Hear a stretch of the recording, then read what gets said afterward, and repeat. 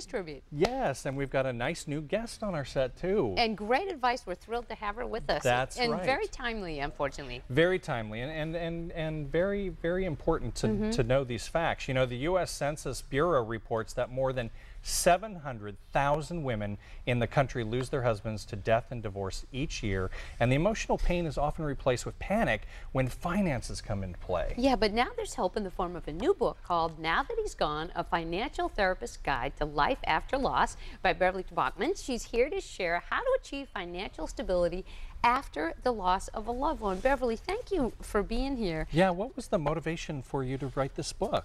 Well, I have been in the financial business for many, many years, and I too was a woman alone. And what I found was happening to me is that therapists and CPAs and attorneys were sending me other women who also found themselves alone in the middle of their lives and were very, very confused about what to do with their financial lives. And it's something that most women probably don't think about, especially if the man has taken care of it their entire lives and now he's gone, and then suddenly they're hit with that. What am I going to do? It's really important for all women to have some influence in the financial sphere of their lives, and you need information for that. I think, and we talked too, Beverly, it's a good guidebook to make sure that regardless of your station in life, you're aware of your financial situation, the bills. What do you think a spouse should do that's kind of in the dark about all that? Because sometimes one spouse does handle all the finances. You know what, Melissa, in the old days, I used to say the best place to start was the mailbox, but today with the electronic age, that's not necessarily the best answer. Questions, questions, questions. What do I have? Where is it? Why do I have it? All of those things are such important questions to ask whether a woman is still partnered or then, again, once there's an advisor in the room to find out what all these things are and why they're there. Start today, I would think, would be good. Okay. What do you have any advice for women out there who may want to make that first step today? They're still partnered. How do they kind of broach that subject when it might be kind of touchy?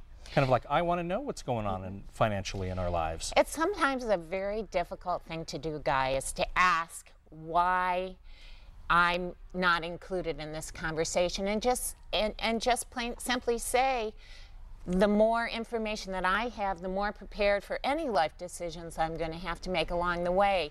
So would it be okay if I was included in some of the meetings you have with your financial advisor, with your CPA, maybe your attorney? I'd like to know what drawer you keep the will and the trust in, and why we have this IRA, and how do you make decisions about where to put it so that you become involved during the time where your partner's still around, and then you're prepared, because as you know, women, statistically, we will be alone.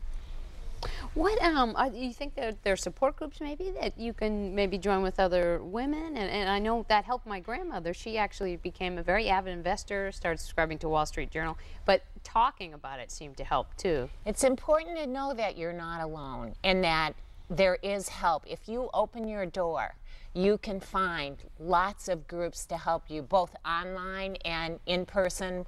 I began a group called Just Us Girls, where we get together, share our experience, our strength, and our hope about what's going on in our lives, and have some influence on, a positive influence on the world we live in. Now, you have 3 questions that can help a spouse gain control of their financial situation. What are those questions? And I mentioned them earlier, and they are really important. So the very first thing is, what do I have? Where is it? And probably the most important question, why do I have this? And the time, like Melissa said, to get a handle on it is probably right now, because you never know what's going to happen in your life. You have no control over that. You absolutely do not. And the stories in the book are inspirational stories of wonderful women who have overcome amazing circumstances. I've been privileged to be a part of their stories. And they're healing too. Beverly, tell us how people can get the book. You can go online to nowthathe'sgone.com, and order the book there, and it's also on Amazon.com. Okay, you make it easy. Thank you, Beverly, thank you so much for sharing the information, and congratulations on your book, too. Thank you so That's much nice. for having me. Nice to have you. Thank you. Some great information. I enjoyed reading it very much. Great, very helpful.